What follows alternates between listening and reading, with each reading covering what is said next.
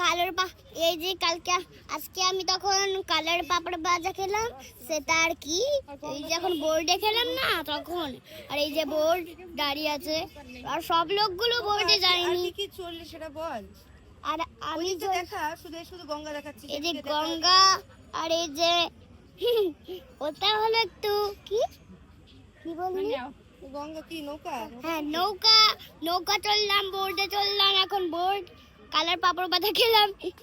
এই দেখো এটা হলো মুখ সান হয়, আর দেখো কি যাচ্ছে এইসব নোংরা নোংরা।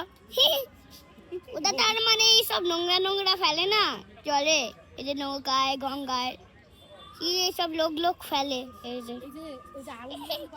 ও তার মানে তখন আমি জানি না যে নৌকার মধ্যে কি সব এগুলো থাকে জানি না।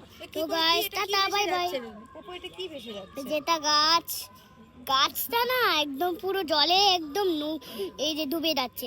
আর কি ওইদিকে কি রে ওটা দেখা, এই যে নীলবাড়িটা কি ওটা? নীলবাড়িটা এই যে নীলবাড়িটা হলো ডান দিকে, কই ওই যে ওইদিকে। ও এটা হ্যাঁ এই যে নীলবাড়িটা তো আমি কার ফটো দেখা দেখা আচ্ছা এটা হলো নীলবাড়ি। এই যে কি করছিস কি নীলবাড়িতে কি ও আমি ওদের ফটো তুলছি।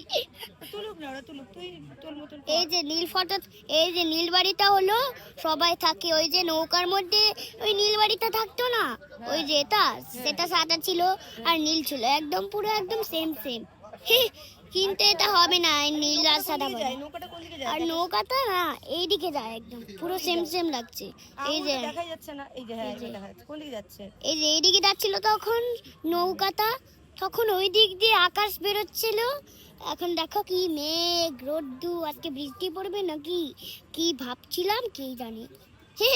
তো এখন গাইস ভিডিও তো বানা শেষ আর আমার গল্প শেষ। টাটা বাই বাই, আবার কালকে দেখা হবে গাইস, টাটা।